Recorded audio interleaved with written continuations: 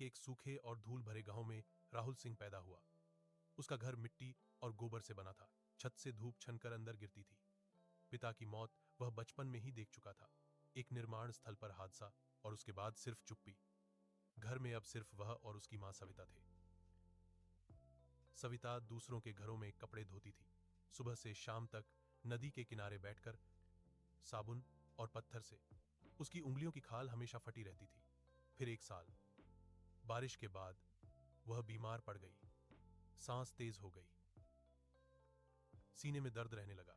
गांव के वैद्य ने बस इतना कहा, शहर ले जाओ, दवा महंगी है लेकिन जान बच सकती है। घर में पैसे नहीं थे, एक भी नहीं।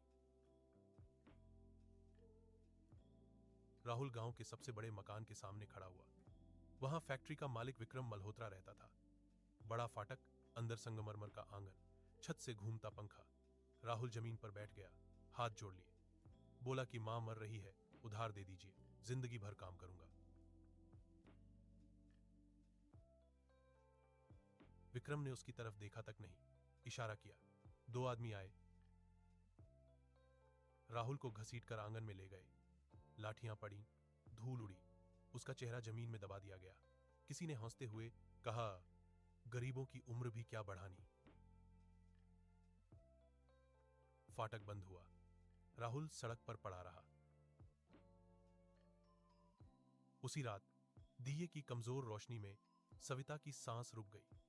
राहुल ने उसे पकड़े रखा देर तक। सुबह नदी किनारे उसने अकेले उसका अंतिम संस्कार किया। धुआं आसमान में घुल गया, उसकी आंखों से आंसू नहीं निकले। अगले दिन वह गांव छोड़कर निकल पड़ा। सबसे सस्ती ट्रेन में खुले दरवाजे के पास खड़ा होकर वह मुंबई पहुंचा। शहर पहले से जाग रहा था। शोर, भीड़, बदबू और उम्मीद, सब एक साथ। उसने निर्माण स्थल पर काम किया। सुबह 5 बजे लाइन में खड़ा होना, ठेकेदार की उंगली का इंतजार। चुने गए तो काम, नहीं तो भूख। नंगे पैर तपती जमीन पर सीमेंट की बोरियां उठाना, धूल फेफड़ों में भर जाना। किसी के गिरने पर काम नहीं रुकता था। फिर ढाबे में बर्तन धोए, घंटों खड़ा रहना, गंदा पानी, जलते हाथ, मालिक की डांट। फिर रेलवे स्टेशन पर कुल्ली बना, दौड़ते हुए प्लेटफॉर्म पार करना, सूटकेस उठाना, कम पैसे लेना। पुलिस आई तो भागना, रात को फुटपाथ पर सोना, बारिश में भीगना, सूखी रोटी को धीरे धीरे चबाना। साल बीतते गए, उसकी पीठ झुक गई, हथेलियां पत्थर जैसी हो गईं।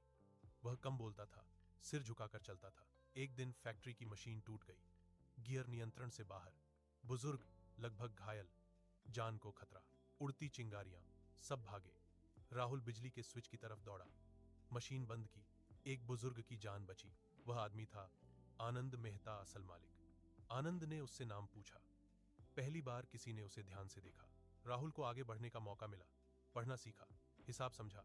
सालों बाद वही आदमी मीटिंग्स में बैठता था, फैसले करता था। पैसा आया, सम्मान आया। एक दिन वह काली कार में अपने गांव लौटा। धूल उड़ती गई, बच्चे पीछे दौड़े, लोग चुप हो गए। वह सीधे उसी फैक्ट्री में गया। विक्रम मल्होत्रा के सामने कॉन्ट्रैक्ट रखा गया। नाम पढ़ते ही उसके हाथ कांप गए। राहुल सिंह। फैक्ट्री बिक चुकी थी। नई व्यवस्था आई, मजदूरों को सही मजदूरी, इलाज, इज्जत मिली। लोग राहुल का नाम लेने लगे। शाम को वह गांव के बाहर खड़ा हुआ। सूरज डूब रहा था।